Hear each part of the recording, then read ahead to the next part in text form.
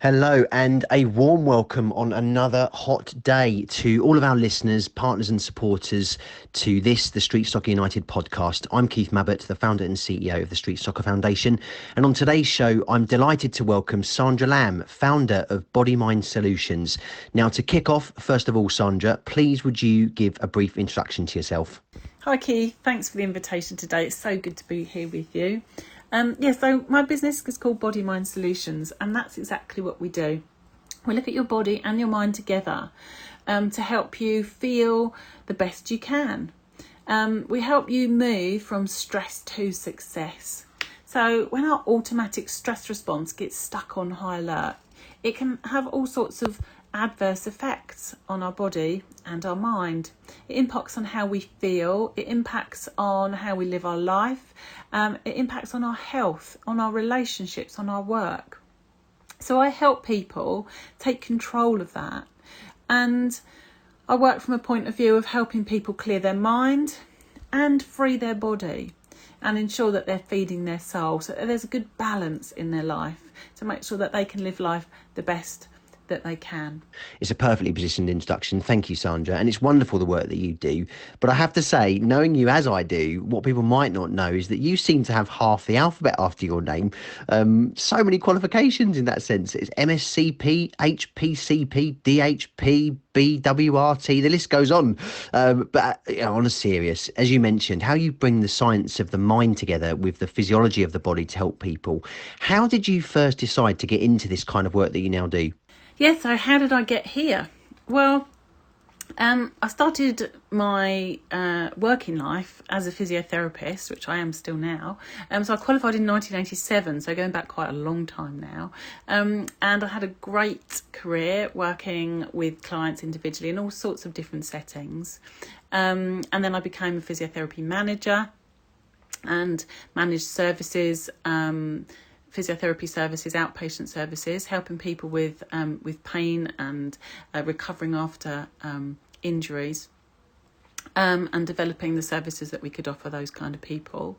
And then I moved into general management, so looking more at service development and improving how services are delivered across the local community. So the theme that I've always had is about improvement. And one of the things that I decided to do after moving back out of general management in the NHS is to go back into clinical work and begin to look at what was missing for me from the physical work that I was doing. Obviously, I've done some great work over the last 32 years, helping people physically improve their well-being. But I just felt sometimes there was something else that we needed to work on too. And that was about looking at our emotional well-being too, because it has such an impact on our physical health too. So that's when I trained to become a psychological therapist. And since doing that, I've combined the two specialties, looking at physical and looking at emotional well-being. And I believe that's the way forward, because you can't really separate the body and the mind. They work together as one. And that's what I do when I work with clients. So people's improvement being physically and emotionally driven in the support and coaching that you provide. I quite agree with you, how these are intertwined. So in the nature of your own development and journey, as you've progressed with your career, have you ever encountered any obstacles or fundamental challenges at all? And if so, how have you overcome them? Obstacles, yeah, well, I'm sure there's actually been quite a few. I mean, even if I go back to look at the beginning of my my career as a physiotherapist, I suppose the first obstacle I came across was that I didn't actually get the grades that I needed to get to go to physiotherapy school at King's in London when I first wanted to. As a result, I had to retake some of my A-levels and went the following year. So the way that at the time I thought I was so disappointed that I didn't get the grade that I needed, and despite having worked hard. But what I realised was that if I kept focused on what I wanted, I would achieve it. And that really has been, for me, one of the ways that I've always dealt with any obstacle, really.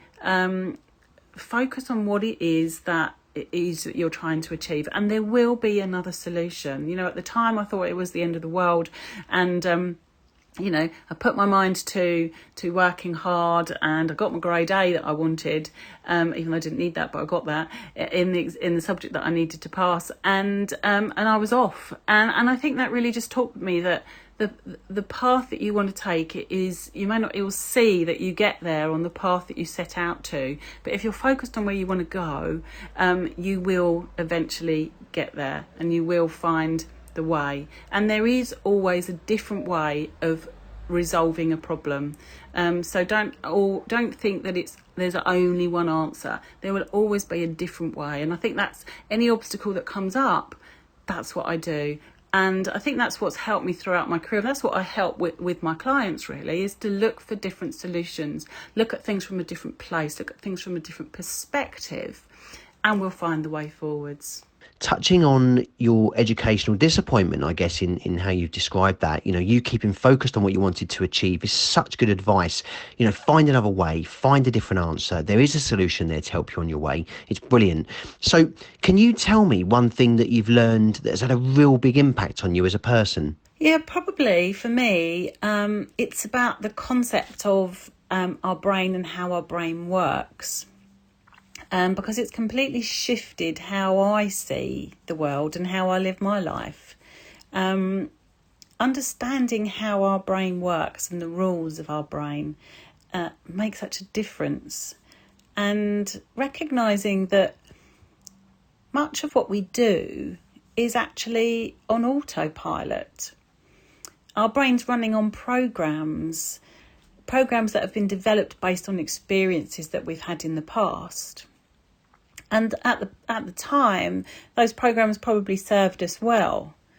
But as we grow, as we experience new things, sometimes those beliefs or those experiences that we created aren't serving us as well as they could. But the automatic process still drives similar responses, similar feelings and similar behaviours. And they're not always helpful. So what we can find sometimes is that we end up behaving or feeling in a way that we don't really want to.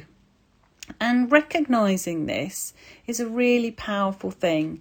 If we recognise that we're not responding the way that we want to something, we need to look inside ourselves and say, okay, so why is that happening?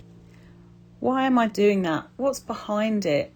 And recognising that sometimes it's about feeling vulnerable, and it's okay for us to recognise our vulnerabilities. So often we try and hide them, we push them down and pretend they're not there. And as a result, they can keep popping up, and meaning that we do respond in a way that we don't want to, say things that we don't mean. And so recognising that if we're doing that, we can change that, and we can move on and feel differently about situations.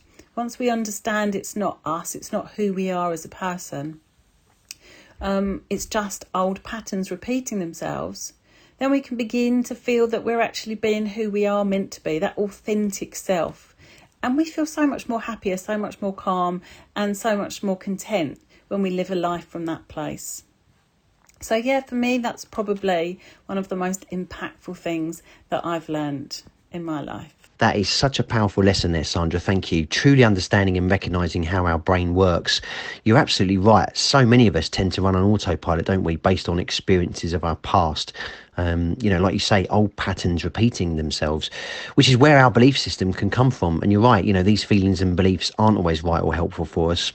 So being aware of our vulnerability, and being conscious of our thoughts and feelings really does give us a chance then to retune, to reprogram how we think and feel, about certain situations and events. And it's really important, the work that you're referencing here. And as you know, it aligns with what we do at the Street Soccer Foundation, certainly in particular with our academy program. A lot of the workshops that, we run will focus on the mind and the mindset, and how to tackle and improve on things such as self-belief and self-talk. So thank you for sharing that.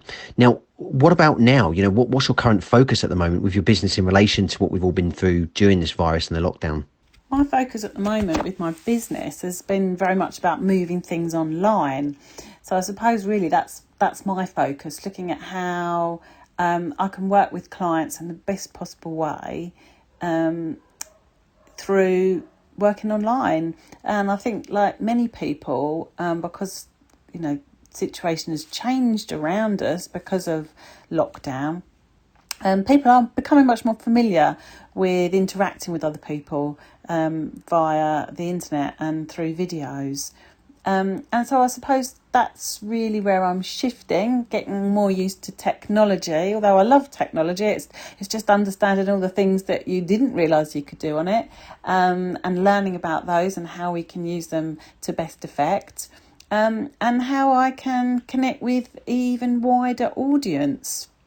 And that's what's really exciting.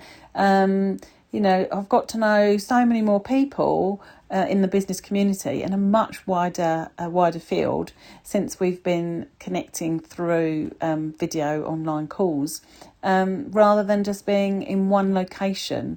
And it's been great. It's been really great. I mean, I know lockdown has had some, really tragic consequences, but as I always try to look at the positives and draw the positives out of any difficult situation, for me, that's where I've been putting my attention. It's like, how can I actually improve the situation that we're in at this point in time? And it's been about getting connection with more people across a wider audience, and connecting with other businesses, helping other businesses grow as well, and sharing their successes too. That's one of the things that I've been really enjoying doing too, working together with other business owners. And that's been really, really exciting. So, yeah, that's been my main focus at the moment, having technology help me help more people.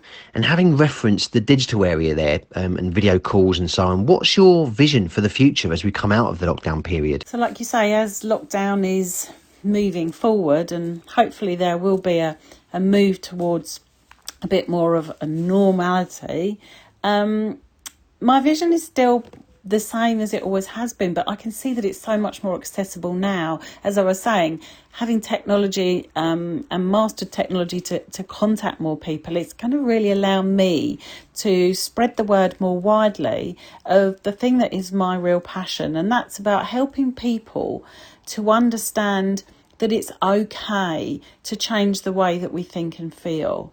And so often people see it as a weakness if we want to change our emotional state. And actually, it's a huge strength to be able to say, I don't like feeling like this, I'd like to feel differently. We do it all the time from a physical perspective, and I see that when people come to me and say, I don't like having this back pain, please can you help me change it? Of course. And people are quite happy to share that they're having some work to help them move away from pain that they're experiencing. But there is still some stigma around people admitting to and acknowledging that they don't like how they're feeling emotionally.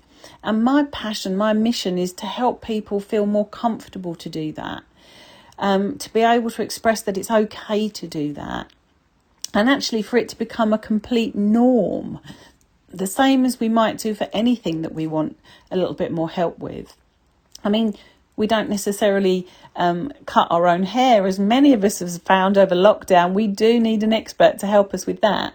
And we might not even think about, rewiring our own home. We would, if we did, we might end up with tragic consequences. So we look for an expert to help with that. And I would just like it to be a completely normal thing for people to say that actually I don't like feeling how I feel because it's impacting on my life in a way I don't enjoy. So please, could you help me shift that and change that so that I can live life how I'd like to? So that's my vision, that's my mission.